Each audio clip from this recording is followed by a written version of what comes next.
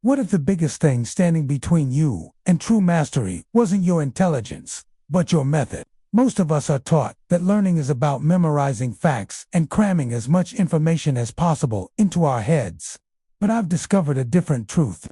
There's a technique so straightforward it seems almost too simple. Yet, it pushes your brain to not just absorb, but to truly understand on a level that pure memorization can never reach. Think about it. Some of the greatest thinkers in history, the ones who unlocked the universe's biggest secrets, weren't famous for making things complex. They were masters of making them simple. Their rare gift was the ability to explain the most profound ideas as if they were telling a story to a child. And that's where the real secret lies. Mastery isn't about being a genius. It's about a mental process, a framework that anyone can use. And the surprising part, you can use this exact method to learn anything. A new language, a complex science, a business skill, anything that feels impossible to you right now. The secret isn't endless, blind effort. It's not about rereading the same page until your eyes glaze over.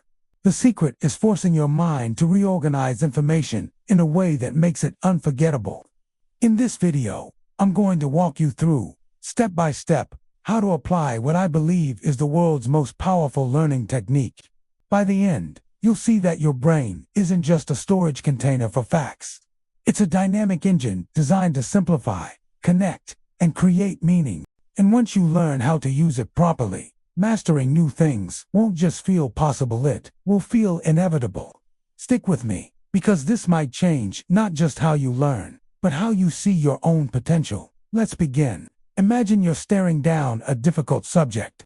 Maybe it's quantum physics, advanced calculus, or a new programming language. It feels overwhelming.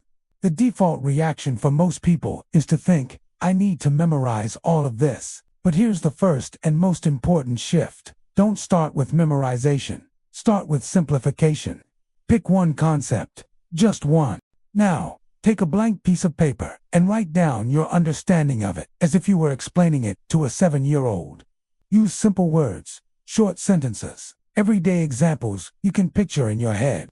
When you do this, something powerful happens. You force your brain to drop the complicated jargon and actively search for clarity. This is the first shock. As you try to simplify, you start to uncover gaps in your knowledge that were hidden before. That vague feeling of, I think I get it, vanishes, and you see exactly where your understanding is fuzzy. It's uncomfortable, but it's also incredibly liberating. You stop fooling yourself and start facing the knowledge head on. Let's say you're learning fractions. Instead of starting with a numerator over a denominator, you think of a pizza. You explain, if I cut this pizza into 2 equal slices, each piece is 1/2. You didn't use the technical terms, but you captured the essence. It's simple, clear, and memorable. This act of translation is extraordinary. When you turn the complex into the simple, your brain builds deeper, more robust connections. The information stops being a distant fact and starts becoming part of your natural vocabulary. Without realizing it, you are teaching yourself on the most fundamental level. This is the first step to forcing your mind to learn anything. Always begin by simplifying. If you can't explain it simply, you haven't truly begun to understand it. Now that you've simplified the concept, it is time for the step that separates those who just consume information from those who truly internalize it. Teaching. Pay close attention, because this is the core of the method. Teaching doesn't require a classroom or a blackboard. It means explaining the concept out loud, as if you're talking to a curious friend who knows nothing about the topic. It could be to an actual person, your phone's camera, a mirror, or even an empty chair. The key is to turn your internal thoughts into spoken words. When you try to teach, something magical happens. Your brain is forced to organize the ideas into a logical sequence. And suddenly, what seemed clear in your head starts to fall apart. You hesitate. You forget a step. You can't find the right words. Asterisk, this moment is not failure. This is where the real learning happens. Asterisk, it's the moment the illusion of knowledge shatters and your mind reveals its exact gaps. Instead of running from this discomfort, lean into it. Every time you try to teach and stumble, you've been given a gift. You've found a hole in your understanding. And only when you can see the hole can you fill it. Think about how children learn. They tell stories without fear, stumbling over words and making things up as they go. And because of that, they learn incredibly fast. By putting yourself in the role of a teacher, Evan, for something you have unfully mastered, you activate that same natural, accelerated learning mechanism. So the second step is this: teach in order to learn. The more you explain, the more you understand. Knowledge solidifies, not through silent reading, but through the act of articulating your own thoughts. Speaking forces organization, clarity, and locks the concept in place. Remember, you're not teaching to impress anyone. You're teaching to discover.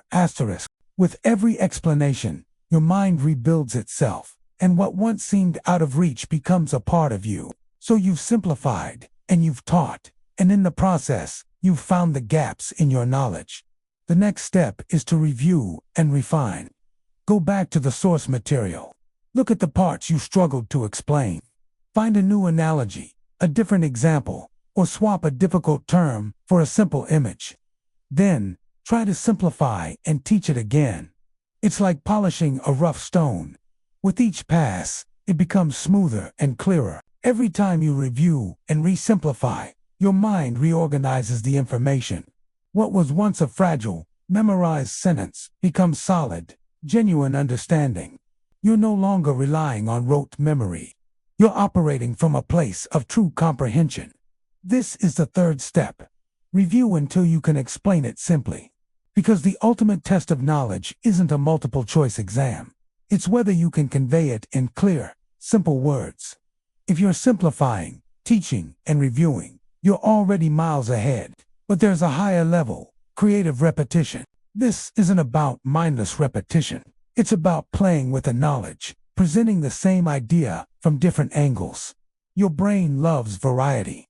When you build multiple connections to a single idea, it's like reinforcing a bridge with many pillars. The structure becomes unshakable. Here's what I mean. Learning about electricity.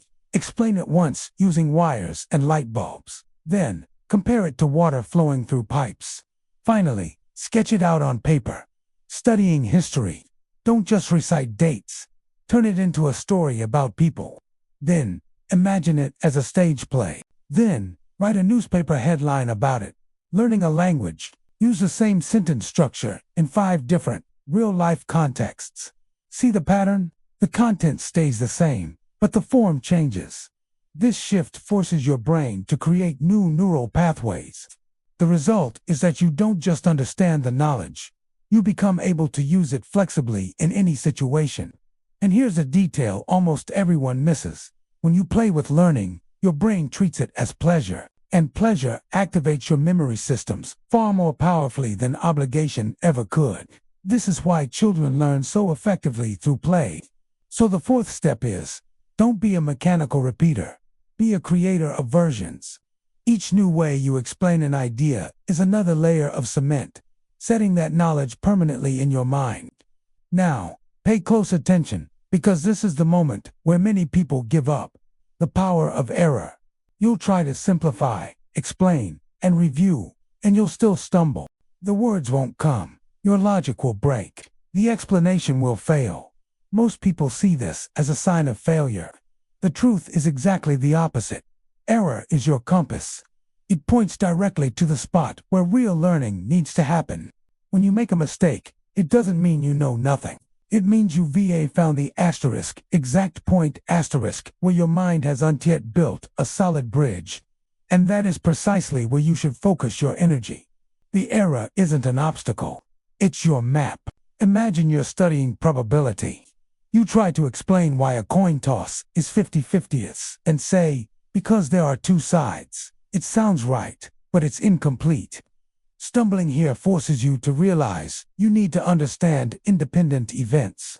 Your mistake exposed the gap, so you review, and your explanation evolves. A coin has no memory. Each toss is independent, so the chance is always 50-50ths. Every mistake is a rehearsal. The more you stumble while explaining, the more raw material you have to sculpt into clarity. It's like a sculptor whose every wrong strike reveals more of the figure hidden in the stone. To do this, you need a scientific attitude, curiosity, not judgment. Ask yourself, what exactly caused me to get this wrong? By answering that, you strengthen the very connection that was weak before. This is the fifth step. Don't fear mistakes. Embrace them. They don't prove your inability. They prove you're pushing the boundaries of your current mind. And that is exactly where the deepest learning occurs. So, the path is clear. Simplify, teach, review, play, and embrace error. But there is one final, non-negotiable ingredient: hard work. Yes, there is a method. Yes, there is a technique. But without real, focused effort, nothing grows. Your brain is like a muscle. It needs resistance to get stronger. There is no genius without discipline. The beautiful thing about applying this formula is that your effort stops being empty. You're no longer spending hours on meaningless repetition or passive highlighting. Every attempt to explain, every mistake you correct, every creative review you do it, all builds a solid step. Step by step, you climb until you've mastered what once seemed impossible. The formula is simple, but powerful. Simplify, teach, review, play, fail, and above all, work hard. There is no magic trick. There is discipline. There is method. And there is you, putting it all into practice. When you make that commitment, the impossible starts to feel inevitable.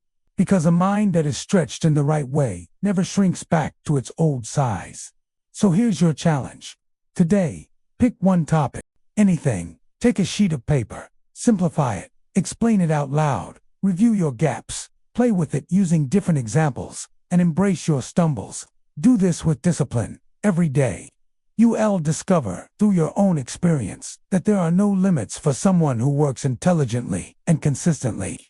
That's the real secret. It's not just about studying. It's about studying the right way, with enough intensity to turn your mind into an unstoppable force for learning.